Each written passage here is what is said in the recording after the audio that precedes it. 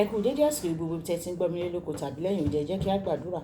Bàbá wa olùfẹ́ wa ọ̀wọ́n, àṣeyìn náà bá gbẹ̀ngà fún àánú àti ojúrere tí a rí gbà láti tún rí ọjọ́ àìkú mìíràn èyí tí ó kẹ́yìn nínú oṣù ìkẹsàn-án.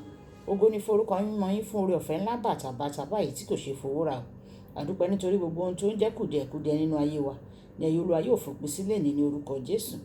Àti wípé ní ìní ọjọ́ àìkú ẹ̀yin Olúwa yóò bá ayé wa pàdé. Gbogbo agbára kágbára tó bá lòun máa já okùn ẹ̀mí wa, gbogbo agbára bẹ́ẹ̀ lẹ́yìn Olúwa yóò fi ṣòfò dànù, tí ẹ ò sì fún wa ní ẹ̀mí gígùn àti àlàáfíà. Ọ̀rọ̀ tá ò sì gbọ́ lónìí yóò ṣe ayé ọkàn àti ara wa ní rere. A yóò jẹ́ olùgbọ́ àti olùṣe ọ̀rọ̀ náà nítorí tí a gbàdúrà lórúkọ Jésù Kristi Olúwa wa. Àmín. Ìwé ọ̀run ṣíṣí tí a ti ọwọ́ olùṣọ́ àgùntàn yín náà kọ Adéjàre Adébóyè kọ ní ọjọ́ àìkú ọjọ́ 28 oṣù kẹsàn-án. Àkòrí tí a ó gbéyẹ̀wò sọ wípé ọ̀nà rẹ̀ kì í ṣe ọ̀nà rẹ. Ọ̀nà rẹ̀ kì í ṣe ọ̀nà rẹ. Nígbà tí a mú àkọ́sórí wa nínú ìwé Àìsáyà orí 560 ẹsẹ̀ ìkẹjọ àti ìkẹsàn-án. Ìwé Àìsáyà orí 563 ẹsẹ̀ ìkẹjọ àti ìkẹsàn-án. Nítorí èrò mi kì í ṣe èrò yín, bẹ́ẹ̀ ni ọ̀nà yín kì í ṣe ọ̀nà mi, ní Olúwa wí o. Nítorí bí ọ̀run ti ga ju ayé lọ, bẹ́ẹ̀ ni ọ̀nà mi ga ju ọ̀nà yín lọ, àti èrò mi ga ju èrò yín lọ. Wàyí, ẹ jẹ́ ká mú bíbélì kíkà wa nínú ìwé àwọn ọba kejì orí 9 ẹsẹ̀ ìkíní dé ìkeje. Ìwé àwọn ọba kejì orí 9 ẹsẹ̀ ìkíní dé ìkeje. Àwọn ọmọ wòlíì wí fún Èlíjà pé, ṣáà wò náà o, ibi tí àwa gbé jókòó níwájú rẹ̀ ó wá fún wa. Jẹ́ kí àwa kí ó lọ, àwa bẹ̀ ọ́ sí Jọ́dánì, kí olúkúlùkù wa kí ó mú igi kọ̀ọ̀kan wá, sì jẹ́ kí àwa kí ó ṣe ibì kan tí àwa yóò máa gbé. Òun sì dáhùn wípé, ẹ máa lọ. Ẹnìkan sì wípé, kí ó wù ọ́, èmi bẹ̀ ọ́ láti bá ìránṣẹ́ rẹ lọ. Òun sì dáhùn pé, èmi yóò lọ. Bẹ́ẹ̀ ni ó bá wọn lọ. Nígbà tí wọ́n sì dé Jọ́dánì, wọ́n ń gé igi. Ó sì ṣe bí ẹnìkan tí ń ké ìtì igi. Àáké yọ sínú omi, ó kígbe.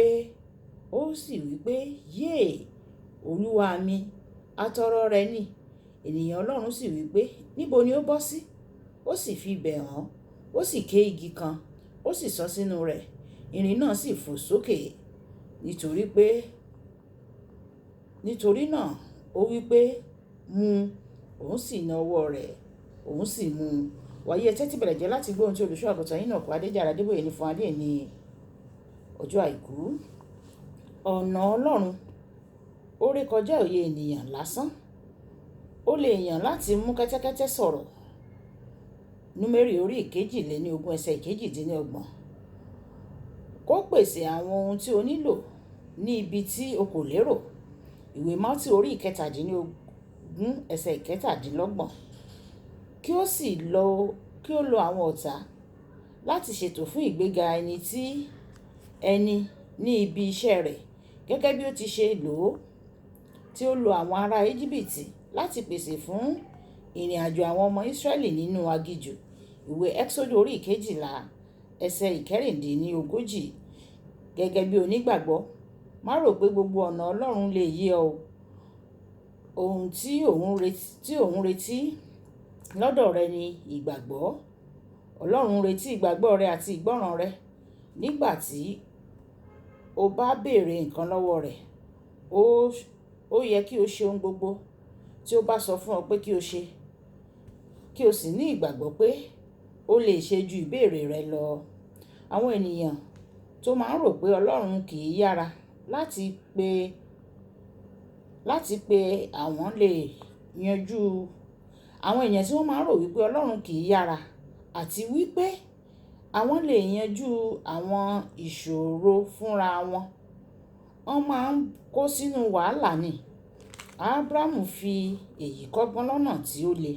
Nígbà tí Sárà yí lọ́kàn padà láti ran Ọlọ́run lọ́wọ́ nípa bíbí ọmọ nípasẹ̀ ẹrú rẹ̀. Ìwé Jẹ́nẹ́sísì orí 16 ẹsẹ̀ 2.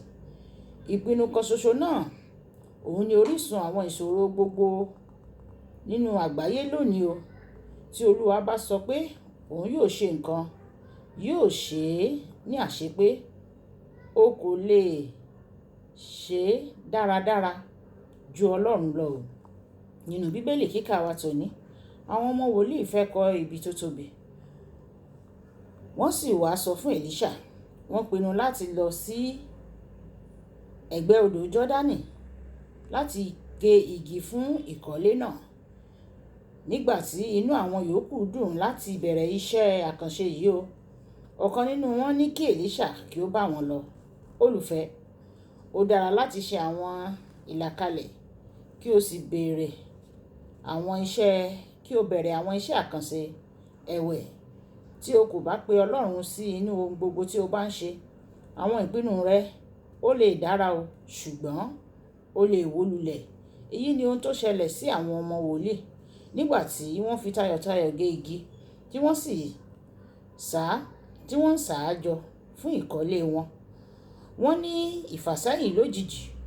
Ọ̀kan nínú wọn tí ó yá àáké nígbà tí ó sì fi ń gé igi, orí àáké jábọ́ sínú omi.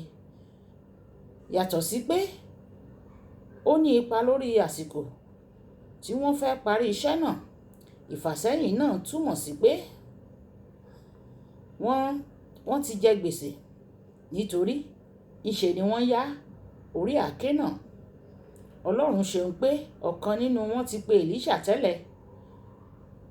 Ó kàn bi wọ́n pé níbo ni orí àáké náà bọ́ sí.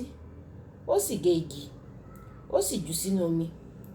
Ohun tó ṣẹlẹ̀ lẹ́yìn náà kò ṣeé ṣàlàyé nípa sáyẹ́ǹsì. Igi náà wọ inú omi, orí àáké náà sì léfò. Ọ̀nà Ọlọ́run kì í ṣe ti ènìyàn o. Aṣiwèrè nìkan ni yóò máa gbìyànjú nígbà gbogbo láti ṣàlàyé bí Ọlọ́run ṣe ń ṣiṣẹ́ rẹ̀. Nígbà tí o bá dé ibi níní ìbápàdé pẹ̀lú Ọlọ́run, ìgbàgbọ́ àti ìgbọ́ràn ni ohun gbogbo tí ó ń retí láti ọ̀dọ̀ rẹ. Nítorí àwọn ọ̀nà Ọlọ́run ó kọjá ohun tí a lè ṣe àwárí rẹ̀ lọ. Kókó ọ̀rọ̀, o kò lè ní òye ọ̀nà Ọlọ́run o ní ìgbà gbogbo. Ohun gbogbo tí o nílò láti ṣe ni kí o gbàgbọ́ nínú rẹ̀. Ìjà sọ pé bàbá mi, Olúwa, oore ọ̀fẹ́ láti gbàgbọ́ nínú rẹ̀. Yọ̀ǹda rẹ̀ fún mi, nítorí òye mi kéré láti ṣàwárí ọ̀nà rẹ̀. Ṣùgbọ́n oore ọ̀fẹ́ láti gbà ọ́ gbọ́ àti láti tẹ̀lé ìlànà rẹ̀ kí àwọn ọ̀rọ̀ rẹ̀ kí ó lè di ìmúṣẹ nínú ayé mi. Olúwa yọ̀ǹda rẹ̀ fún mi o. Olúwa yóò sì yọ̀ǹda rẹ̀ fún wa ní orúkọ Jésù. Olúwabùkọ́lá Ayako ní orúkọ mi o.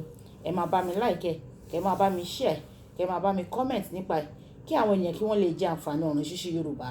A sì dúpẹ́ lọ́wọ́ gbogbo ẹ̀yin tí ẹ̀ ń gbọ́ ọ̀run ṣíṣí Yorùbá. Ọlọ́run Olódùmarè yóò tẹ́tí sí yín ní orúkọ Jésù. Àmín. Ó dàbọ̀.